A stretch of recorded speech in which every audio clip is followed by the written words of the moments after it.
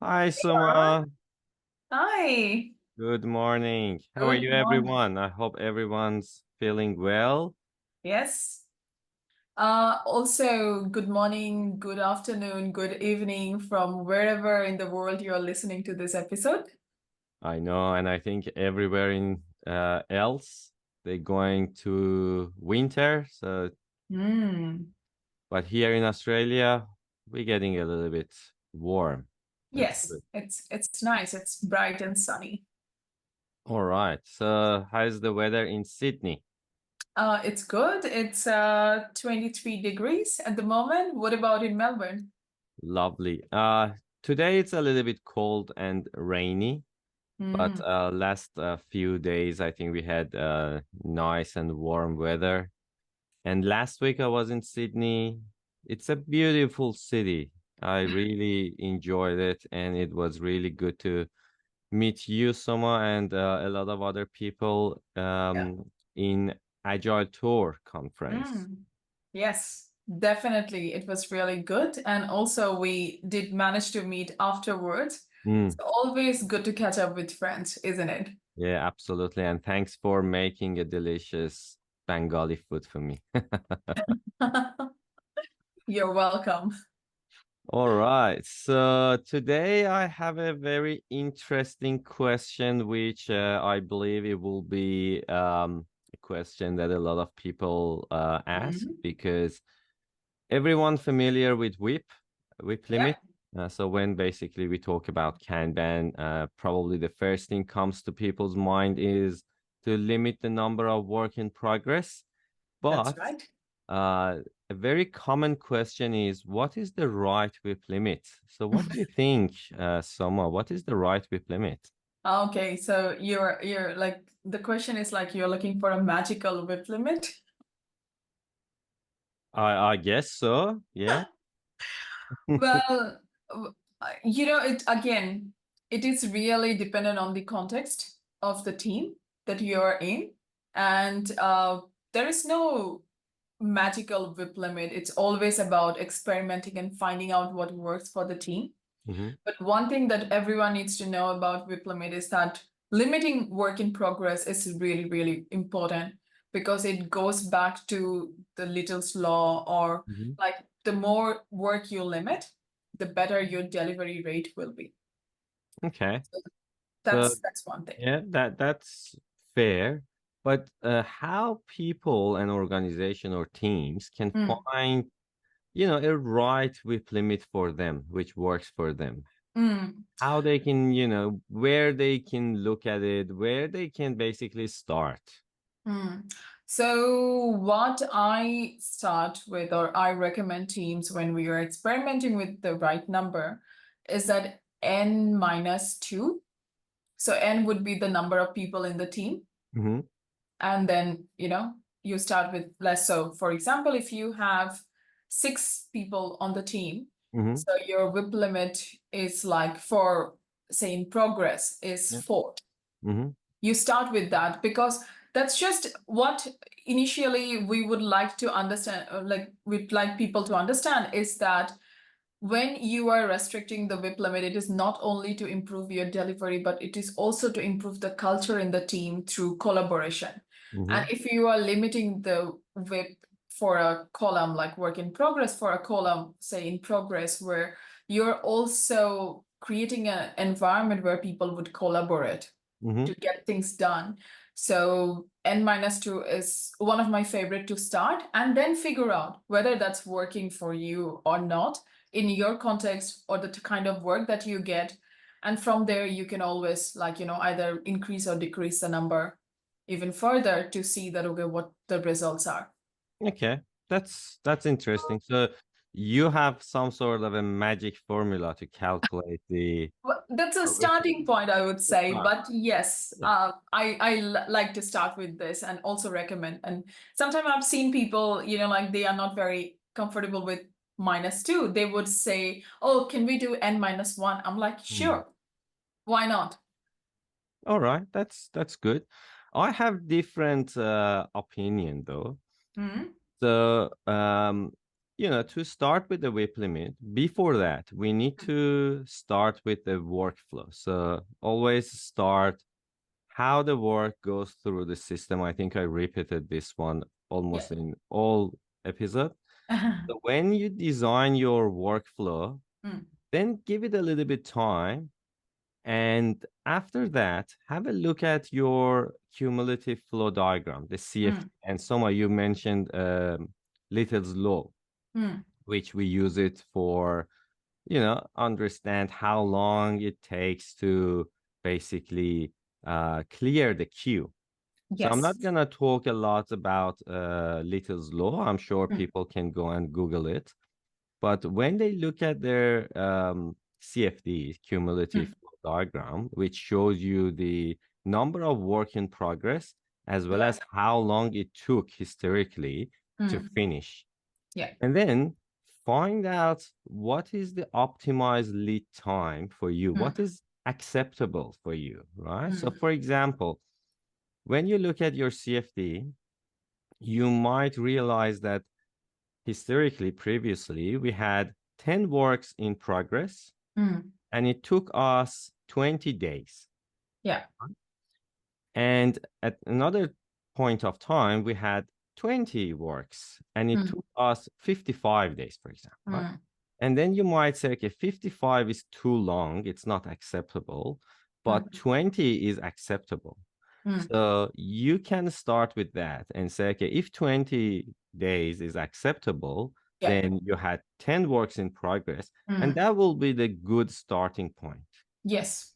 Another thing that people always talk about WIP limit is 1 work per person, which might be good, might not be good. As you said, depends on the context and depends on the people.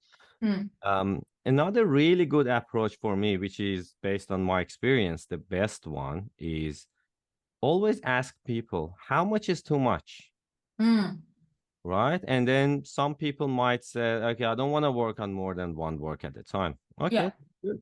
Some people might say, no, we're happy to have, work with 3 works at a time, because of whatever reason. So for example, in my scenario recently, I asked developers and developers said 1 work per person. Okay. Testers, similar. But BA said we want to work on 3 works at a time because we have lots of waiting time. We need to wait for the customer and doesn't make sense to actually work on 1 item at a time because we need to just wait, right? And also it's less context switch for them as a business analyst. So I think the best question is, how much is too much? And then start with that. If it's too much, you can reduce it later. If it's not enough, you can increase it. So on that, Orod, I actually think that we are talking about 2 different things. So when we talk about WIP limit, there is a per person one, and there's also a team, like, the column one to create a pull system, basically. Yep. So when we are talking about work in progress to increase the flow efficiency of the team, it should be the column one. And yes, we always, like, I also would suggest that, you can always start with per person because that's where it starts, but it is not going to give you the effect, like being effective as a team coming together, because we are still working on per person's viewpoint. And the second point about the cumulative flow diagram, definitely, if that is already in place, if your team is already monitoring the data. So now, as we all know, and we have spoke about this a lot many times in Kanban, that it's not a sequence kind of approach. You can actually start with any of the practices or the principles. It should just suit your context, the team's context. So if you have that already in place, definitely start with the CFD or the cumulative flow diagram. However, if that is not in place and you want to experiment with the WIP limit, which is also a good thing, you are starting somewhere, and the whole idea is to continuously improve and see like where you can build on. So the 2 things that you spoke about, definitely, but just to be mindful of, when you're applying the per person WIP limit, that is a totally different result that will drive. But when you're talking about the team coming together and the column WIP limits, that is totally different result that it will drive. And you need to be really clear and mindful of that what you want the outcome to be. Mhm. So in both the cases, both are valid. But one will help you to create a pull system and foster collaboration within the team. The other will help you to not feel overwhelmed and overburdened by your work. So both are really valid depending on the situation or the pain points you're trying to address. Yeah, no, that's a fair point.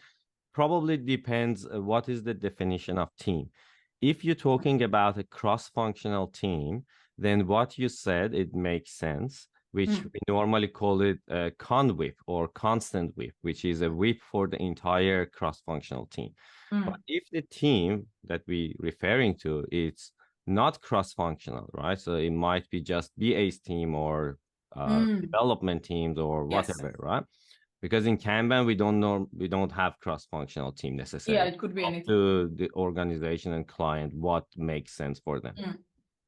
In that case, then the team, it will be backend team or front-end team or whatever the team is, and then you can look at the, you know, maybe ask them, okay, how much is too much? But yeah, what you said, it absolutely correct, and it's a fair point. So I wanted to ask another one, because so far we talk about the process time basically. So, you know, when the people actually work on the item or user story or whatever it is. What about when we have a buffer? For example, we have a column for QA ready or release ready and that kind of thing. So do you think we also needs to limit the number of work on the buffers as well, or we don't need to add WIP limit? Well, in my opinion or in my experience, yes, we do need to apply WIP limit on the buffer as well, because again, going back to human psychology and how everything connects back to human. If you see too many work piling up in your buffer queue or the ready queue, that adds extra pressure and it will impact the quality of the work or how people are approaching problems. So when you have a WIP limit on them, it really helps to maintain the flow of the whole system. So that's what we are looking for, right? Making it more sustainable and predictable. So why not add it there? And also, if we do not have WIP limit on the ready queues, it doesn't get included in the lead time when we are trying to calculate system lead time or customer lead time. That's So right. all these things do add up. And it's very simple things. Like if we are trying to create a pull system instead of a push system, so we will be mindful before pushing the work, because if we have something like a WIP limit on the ready queue, we are always checking if there's capacity for in that queue, like column, to get the work across. So if there is no capacity, we have to think of that, how can we create capacity that also fosters collaboration or communication throughout the team. So yes, in my opinion and experience, I would say that having a WIP limit on the ready queue really, really helps to create a more balanced and predictable system throughout. Okay, that's good. So I just like to talk a little bit about when we add the buffer first, and then why do we need to WIP limit. So you normally add the buffer to your workflow to make sure that the next stage always has some work ready. Yes. Especially when you look at your workflow, you realize that there are some constraint on the system, which basically constraint is anything that slow down the system. So to make sure that, because constraint already slowing down the system, we don't want that constraint goes through the starvation and wait for the work, right? So we always want to make sure that there are work ready for the constraint. Yeah. And in this case, we add the buffer. And then if you don't add WIP limit or don't limit the number of work in the buffer, then the buffer becomes a bottleneck, right? Exactly. And that's not what we want. We Mm, don't want that constraint become a bottleneck, right? We mm, want to make sure that the work goes through the system with no or minimum disruption.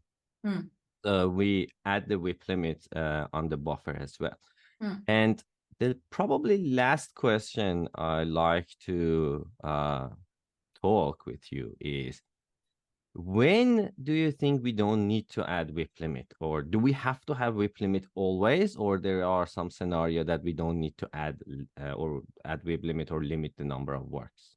Mm, so if you would not like to calculate, like understand the system, Mm-hmm. so you don't need a WIP limit. Like for example, if the team's responsibility is still testing or Mm-hmm. QA, and then Yeah. it goes into UAT, which is not part of the team's remit, Mm-hmm. then you can visualize the workflow but not have a WIP limit on the UAT, and you Mm-hmm. can just get it to them. So that is okay. But Yeah. one of the other things that I would like to add, like what you said about the constraint, that's really good point. But how I like to explain it to people in very simple terms is that whenever you have some specialized stages in your workflow, you start with a buffer so that the flow is smoother. And sometimes it is not only to like have enough work, but also to have less work so that they don't feel overburdened, because the constraint can also overload and become a bottleneck when they have too much. So for example, development, testing, or like very special kind of QA that's coming into the things could be those specialized stages in your workflow. And if you have a buffer before that or a ready queue, that really helps out to smoothen the flow of work that's flowing through the system.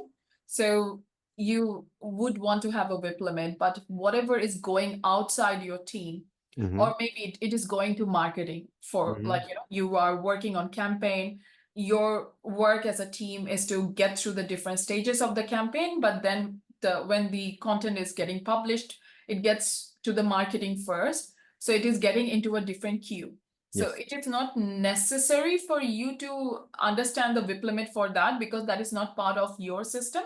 Mm-hmm. So in that case, you can totally avoid the WIP limit for Mm-hmm. like the marketing column, let's say. Okay. So yeah, So that basically, just to make sure, we clear about what you said. So what you said is, when, the work is finished, mm, and we as a team, whatever the team is, we mm, have no authority or impact on control. the work. So we Mm, can say, okay, this stage is the end of our boundary.